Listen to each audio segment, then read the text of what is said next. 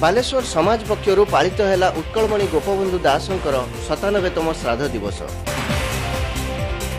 समाज बालेश्वर शाखा पक्षर महान देशप्रेमी समर्पित और जनसेवक त्याग और मानविकतार प्रतीक दीन दुखी बंधु तथा समाजर प्रतिष्ठाता पुण्यात्मा उत्कलमणि पंडित गोपबंधु दासंक 97तम पुण्यतिथि श्रद्धार सह पालित हो जाइछि।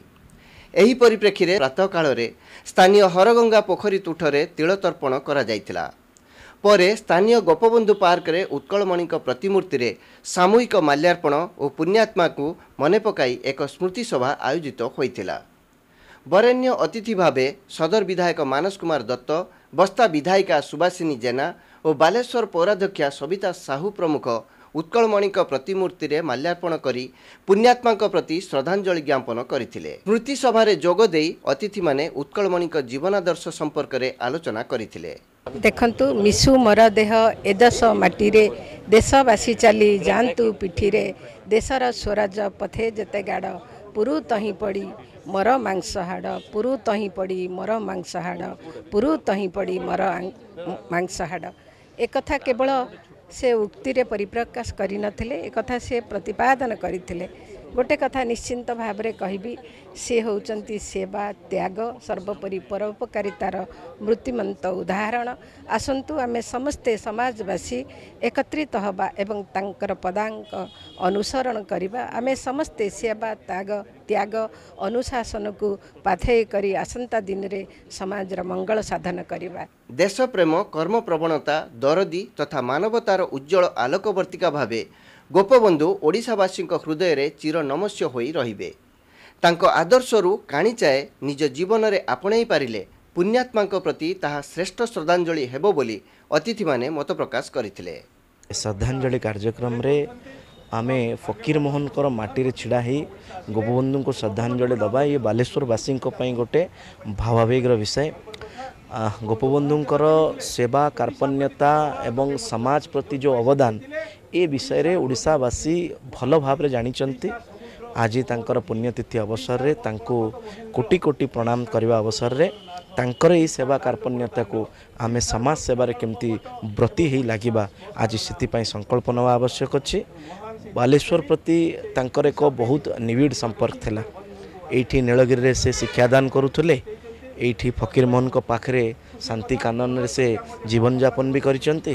तेणु बालेश्वर माटी उभय फकीर मोहन एवं गोपबंधु को ये जो स्वतंत्र भाषा भित्तिक प्रदेश गठन होवार शतवार्षिकी आम पालन करवा 36 मसीह आज तंकर 96तम श्राद्धवार्षिकी ए वास्तविक ओडिया जाति पाई ओडिया भाव रे आमे समस्त गर्वित करवा।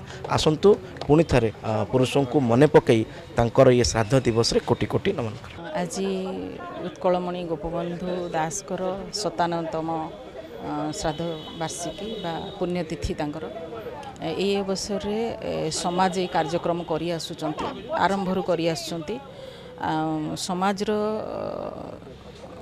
समस्त परिवार को धन्यवाद देवी एभली गोटे कार्यक्रम बालेश्वर रे बड़ कार्यक्रम करुचंती एवं आमर समस्ते उपस्थित सदस्यों को मध्य धन्यवाद देवी आजिकार कार्यक्रम रे योगदान करिथिबारु। ता संगरे एतिकी कहिबी गोपबंधुंकर जो आदर्श तांकर नीति को जो भली भावे से तांकर व्रत भावे पालन करि आसुतिले से भली भावे आमर आजिकार मनीष बा आजिकार समाज बा आसुची जो समाज जो पिला मान आसुची भविष्य से माने मध्य तांको आदर्श रे अनुप्राणित होंतु। अन्यमानक मध्यरे डॉक्टर लक्ष्मीकांत त्रिपाठी, प्रशांत दास, गिरीश चंद्र दास, विप्लव कुमार महांती, अरुण जेना, अंजलि पंडा, डॉक्टर हरिश्चंद्र बेहेरा, ममता महापात्र, गौरांग पाणिग्राही, डॉक्टर लक्ष्मीनारायण महांती, दीनबंधु लेंका, कालीपद पंडा, प्रोफेसर शत्रुघ्न मल्लिक, डॉक्टर पंकज कुमार जेना, शुभंकर महापात्र, डॉक्टर हरप्रसाद पाल, शेख आयुब, संजीव दास, मनोज राउत, धीरेन नायक, सूर्यकांत कर, दामोदर नायक, धीरज महांती, विभुपद दास, देवाशीष चटर्जी, किशोर दास, कवि श्रीदेव, सृष्टिधर परिडा, बंकिम चंद्र पति, रामचंद्र दास, रमेश जेना, डॉक्टर श्रीमान श्रीचंदन, श्रद्धांजलि राय, केशु दास, उज्जवल चंद्र कर, राजेश गिरी, लोकनाथ भूइया, सीताकांत स्वाई, जशोदानंदन आस, विश्वजित महापात्र, राजेंद्र चटर्जी, गंगाधर राउत समेत सहरर बहु विशिष्ट व्यक्ति एही श्राद्ध उत्सव रे जोग दे उत्कलमणिଙ୍କ प्रति श्रद्धांजलि ज्ञापन करथिले। समाज बालेश्वर शाखार वरिष्ठ सहसंपादक कुलमणि बारिकଙ୍କ पौरोहित्यरे आयोजित स्मृति सभारे भारप्राप्त शाखा परिचालक सत्यव्रत जेना उत्कलमणिଙ୍କ श्राद्ध दिवसर सप्ताहव्यापी कार्यक्रम संपर्क में सूचना देइथिले। उत्कलमणि पंडित गोपबंधुंकर 97तम श्राद्ध दिवस रे आम ये सभा होता। गोपबंधु जीवनटा सारा पूरा उत्सर्ग कर देते सेवा पाई। सेवा आउ त्याग जीवन धर्म थिला। गरीब दुखी दीन दरिद्र लोकों से सब सेवा करते। मन व्याकुल हो उठुला जिते से लोक देखुले गरीबों आहारे सहाय होते सी।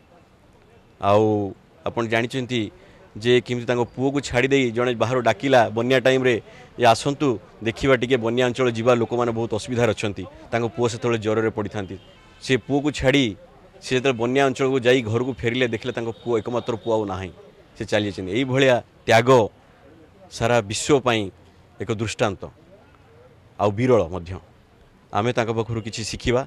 आमे तो से भाया हो पारानी कि किसी चेष्टा कले भाया सेवा और त्याग दे आम आम समाज पाई देश पाई करवा। गोपबंधु देश सेवा करथिले, जाति पाई लड़ीथिले, भाषा पाई लड़ीथिले। आ ये उड़िया जाति जेते दिन पर्यंत थिबो ये तांकु गोपबंधु निश्चित मन पड़िबे। ब्यूरो मुख्य शशिरंजन मल्लिक कार्यक्रम आभिमुख्य संपर्क में सूचना देइथिले। सह संपादक डॉक्टर जगन्नाथ खटुआ शेष में समस्त को कृतज्ञता जणाइथिले। अन्यमानक मध्यरे अभय दास, रतिकांत पाढ़ी, मल्लिक रिजवान, प्रदीप बारिक, दिलीप परिड़ा, अजय षडंगी, ललाटेन्दु महापात्र, सुरेश दास, गौतम सेन, सोमनाथ साहू, देवव्रत मल्लिक, प्रशांत महांती समेत समाज परिवार समस्त सदस्य कार्यक्रम परिचालन में सक्रिय सहयोग करथिले।